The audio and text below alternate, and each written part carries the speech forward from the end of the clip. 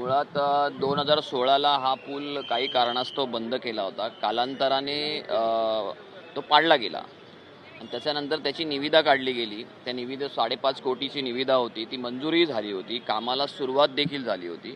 परंतु काय सैपी हॉस्पिटलच्या प्रशासनाने त्याला विरोध केला. ते कोर्टात गेले, कोर्टात सुद्धा ते केस हारले, त्यांच्या विरोधात गेली. त्याच्यानंतर काम देखील चालू झालं होतं. परंतु सैपी हॉस्पिटल आणि स्थानिक लोकप्रतिनिधी यांनी प्रेशर देऊन माझ्या माहितीप्रमाणे हे काम बंद पाडलं आणि त्याच्यानंतर महानगरपालिकेने ह्या कामासाठी जो प्रस्ताव काढला होता तो त्यांनी फाईल बंद करून टाकली. खरं तर इथे सत्ता, इकडचा नगरसेवक, इकडचे आमदार, इकडचे खासदार म्हणजे अगोदरचे खासदार, हे सगळे केंद्रात राज्यात ज्यांची सत्ता आहे ते भाजपाचे सगळी लोक आहेत. मग मला सांगा, भाजपाच्या लोकांना कोणी अडवलं होतं पूल बांधण्यासाठी? जर लोकांना, रहिवाशांना त्याची आवश्यकता आहे तर लोकांचा प्रथम विचार करणं गरजेचं आहे की तुम्ही सैपी हॉस्पिटलच्या प्रशासनाचा विचार करणं गरजेचं आहे. मला वाटतं सैपी हॉस्पिटलचा व्ह्यू स्पॉईल होतो किंवा त्यांचे दैनंदिन जो काही हे आहे लोकांचा, तिकडचा येणारा लोकांचा वहिवाट आहे किंवा काय, ती डिस्टर्ब होत असेल तर मला सांगा, मुंबईमध्ये अनेक ठिकाणी असे मोठमोठाले ब्रिज उभे केलेले आहेत, पादचारी पूल उभे केलेले आहेत. त्यांनी अक्षरशः काही ब्रिज असे आहेत की बिल्डिंगमधून तुम्ही त्यांना गाडीतल्या ड्रायव्हरला सेकंड करू शकता.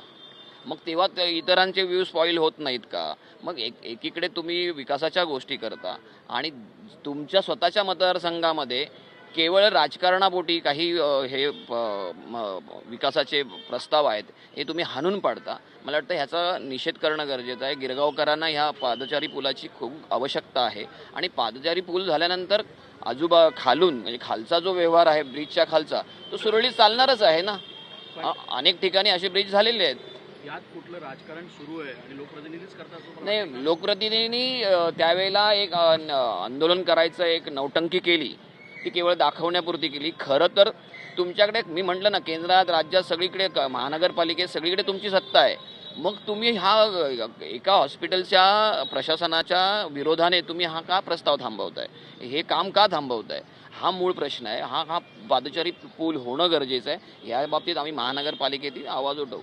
तुम्ही आंदोलन करतायत, तुम्ही इशारा देखील देतायत, परंतु तुमचं जर म्हणणं पालिकेने ऐकलं नाही तर पुढची पाऊल तुमचा हा नेहमीचा प्रश्न आहे. आता मला वाटतं गटनेता आहे महाराष्ट्र नवनिर्माण सेनेचा आणि पालिकेचं बरीचशी आयुधं माझ्या हातात आहेत. पालिकेच्या आयुध हातात घेऊन जी लढाई करायची ती मी नक्की करेन आणि त्यानंतर रस्त्यावर उतरायला, हे नेहमी रस्त्यावर उतरतात ना आमचे महाराष्ट्र सैनिक, तुम्हाला अपेक्षित जे उत्तर आहे ते पुढच्या वेळेला नक्की देईन. यामध्ये महानगरपालिकेला जेव्हा आमचे दिनेश पुंडेंनी पत्रव्यवहार केला होता, त्या पत्रव्यवहाराला उत्तर जे महानगरपालिकेने दिलं आहे ते ऐका. मी शेवटचा एक पॅरेग्राफ देतो. सैपी रुग्णालय प्रशासनाने प्रस्तावित पुलाच्या बांधकामात सातत्याने विरोध कायम ठेवला. सैपी रुग्णालयाच्या प्रशासनाने त्यांच्या निवेदनात प्रस्तावित पादचारी उड्डाण पुलामुळे सैपी रुग्णालय, दाऊदी मस्जिद तसेच कब्रस्तान परिसरावर प्रतिकूल परिणाम होण्याची शक्यता आहे. हे कोणाच्या निवेदनात आहे? सैपी रुग्णालयाच्या. तसेच सदर पादचारी पुलामुळे मशिदी परिसरातील अग्निसुरक्षेच्या दृष्टीने तसेच दररोज प्रार्थनेसाठी व विशेष धार्मिक प्रसंगी मोठ्या संख्येने एकत्रित होणाऱ्या भाविकांच्या सुरक्षेत बाधा निर्माण होऊ शकते अशी चिंता व्यक्त केली आहे त्या निवेदनामध्ये आणि हे महानगरपालिका मान्य करते.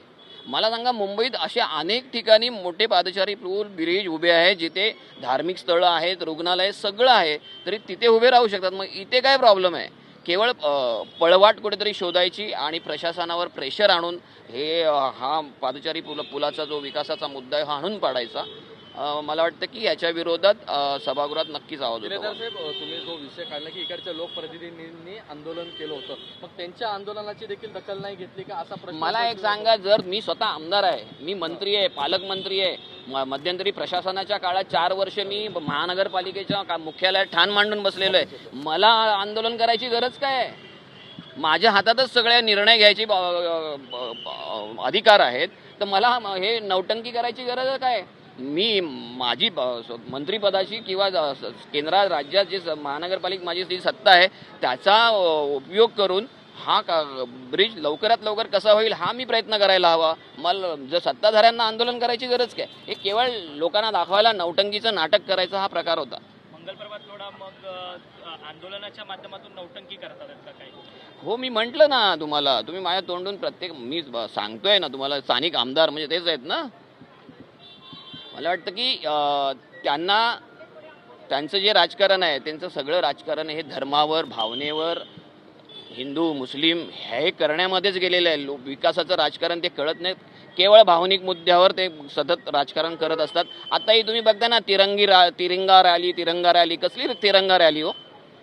तिकडे दिल्लीमध्ये ते विद्यार्थी तिरंगा घेऊनच आंदोलन करत होते, मग त्यांच्यावर तुम्ही लाठीचार्ज तिरंग्या सकट केलात ना. मग आता कशासाठी हे भावना लोकांच्या भावनेला कुठेतरी हात घालायचा आणि भावनेचं नेहमी राजकारण करायचं. आता लोकांनाही ते कळलेलं आहे. शाकाहारी मांसाहारी हा वाद पण सातत्यानं मुंबईमध्ये उफाळून येताना पाहायला मिळतोय. सध्या सोशल मीडियावरती भावेश कावरेंचा तर व्हिडिओ व्हायरल होतोय, परंतु काल तुमचे विभागाध्यक्ष भावेश आता भावरा झालेला आहे. तो उद्या आमच्या अमित साहेबांच्या भेटीला माफी मागायला येतोय. परंतु या तुमचे विभागाध्यक्ष काल देखील म्हटले की या सगळ्याच्या पाठी मंगलप्रभात लोढाच आहे, जे की शाकाहारी मांसाहारी असं वाद. आता विशेषतः त्यांनी त्या मुलाने काल त्याच्या नवीन जो व्हिडिओ काय प्रतिक्रिया दिली त्यात त्यांनी म्हटलंय की दक्षिण मुंबईमध्ये हे सर्रास चालतं. मला वाटतं मंगलप्रभात लोढांनी याचं आत्मपरीक्षण करावं आणि यातून योग्य तो बोध घ्यावा की हे का चालतं त्यांच्या मतदारसंघामध्ये. थँक्यू.